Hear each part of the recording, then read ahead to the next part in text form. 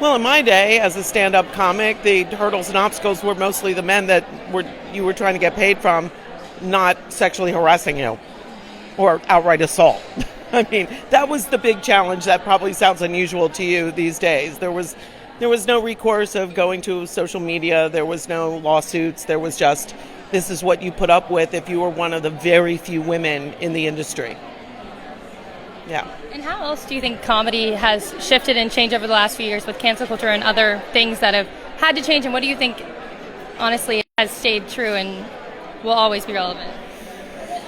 Well, I think women in the business for many, many years, if you were a comic as opposed to a comedic actress, you usually had something that you called about yourself that was a physical, I don't want to say deformity, but you made fun of yourself. Self-deprecating was the only way to be a female comic. You had to, Joan Rivers, who I used to watch when I was a little kid on TV, I thought was beautiful. She had these gorgeous dresses, she had her hair and makeup done, and all she told me was that she was unattractive, and I didn't believe it. I was like, why is she saying that? It's just not true.